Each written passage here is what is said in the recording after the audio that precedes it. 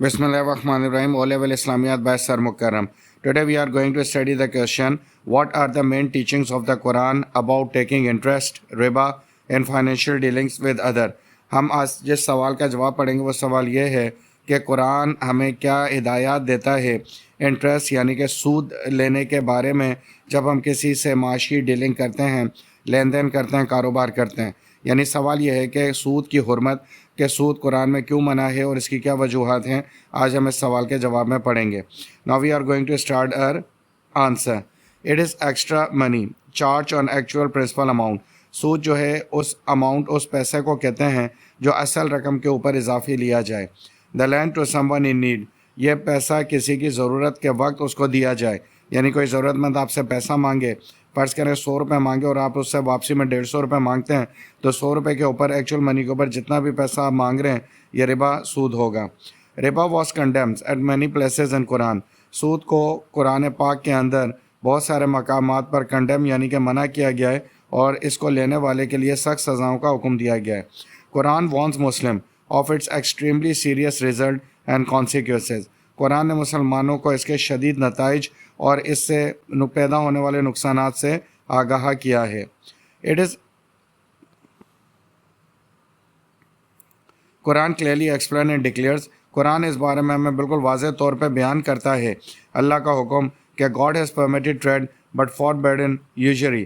اللہ تعالیٰ نے تجارت کو حلال کیا ہے لیکن فاربیڈن منع کیا ہے، روکا ہے اور اس پہ حد لگا دی ہے، وہ ہے سود، یعنی کہ یوزری آپ نہیں لے سکتے. It means usury is not permitted at any cost. اس کا مطلب کہ اسلام میں مسلمان کے اوپر سود کسی بھی حال میں جائز نہیں.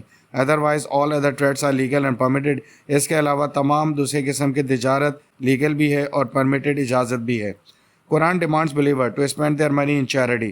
قرآن ڈیمانڈ کرتا ہے اپنے یقین رکھنے والوں کو کہ اپنے پیسے کو چیریٹی کے اندر دے دیں، یعنی صدقہ اور خیرات کے اندر اپنے پیسے کو لگائیں. اس کا مطلب یہ ہے کہ اگر کوئی ضرورت مند ہے آپ سے پیسہ مانگ رہا ہے تو آپ اس کو قرض حسنہ دے دیں اور چیریٹی سمجھ کے دے دیں. اگر وہ وقت پہ واپس کر دے تو ٹھیک ہے، ورنہ اس کو قرض حسنہ سمجھ کے معاف کر دیں، اللہ تعالیٰ اس کا اجر دے گا، لیکن سود کی مد میں نہ دیں. To help the needy people instead but extra burden on them. یعنی کہ غریب نیڈی پیپل کو آپ چیریٹی دیں، نہ کہ آپ اس کو ربا اور یوزری دے کر اس کے اوپر مزید وزن بڑھا دیں اور اس کی مجبوری کا فائدہ اٹھائیں. God will deprive usury of all blessing but will give increase for deeds of charity. اللہ تعالیٰ نے یوزری یعنی کہ سود پہ دیے ہوئے پیسے کے اوپر سے تمام رحمتیں ہٹا لی ہیں لیکن بڑھا دی ہیں تمام ان اعمال پہ جو چیریٹی صدقہ و خیرات کرتے ہیں. This Quranic verse clearly announces that those who practice charity get proper and huge blessing from Almighty Allah. اس قرآن کی آیت سے ہمیں یہ بات ثابت ہو گئی کہ جو لوگ صدقہ و خیرات کرتے ہیں وہ اللہ تعالیٰ کی خاص رحمت کے سائے میں ہوں گے اور اللہ تعالیٰ ان پہ خاص رحمت کرے گا. Similarly wants that who does not practice charity but get riba. اور اسی آیت میں یہ بھی بتا دیا کہ جو صدقہ خیرات نہیں کرتا، ربا یعنی کہ سود لیتا ہے، اللہ تعالیٰ اس میں اپنی تمام تر رحمتیں اور فضیلتیں اس سے اٹھا لیتا ہے. God doesn't like those who put extra burden to exploit the weak and the needy by usury.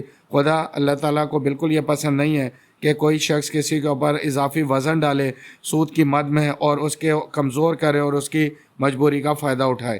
Quran clearly gives proper commandments against riba. قرآن بالکل واضح الفاظ میں سود کے خلاف اپنا حکم نافذ یا نازل کرتا ہے. قرآن declaring a war by God and his messenger against those who continue to defy Quranic prohibition regarding usury. اللہ اور اللہ کے نبی کی جنگ ہے اس شخص کے خلاف جو اللہ تعالیٰ کے انکار کیے ہوئے، منع کیے ہوئے سود کو فروغ دیتا ہے یا کاروبار کرتا ہے. پھر وہ اگر سود کھاتا ہے اور کاروبار کرتا ہے تو اللہ اور اللہ کے نبی کی اس سے جنگ ہے، اور یہ قرآن میں اللہ تعالیٰ نے بالکل واضح طور پہ بتا دیا. اور اس سے ہم اس کی انٹینسٹی کا اندازہ لگا سکتے ہیں کہ جس شخص سے، جس مسلمان سے اللہ اور اللہ کے نبی کی جنگ ہو سکتی ہے تو وہ کیوں کر جنت میں جائے گا اور کیوں کر اللہ کی رحمتیں حاصل کرے گا. It is not the simple warning. Consider it seriously as Muslim. یہ کوئی چھوٹی موٹی وارننگ نہیں ہے اللہ اور اللہ کے نبی کے طرف سے، بلکہ سوچنا چاہیے کہ اللہ تعالیٰ نے ہمیں بالکل کلیئر کٹ وارننگ دے دی ہے اگر ہم یوزری کی طرف یا ربا کی طرف جاتے ہیں. قرآن says، قرآن مزید کہتا ہے it you do it not. That is, if you keep charging usury, take notice of war from God and his messenger.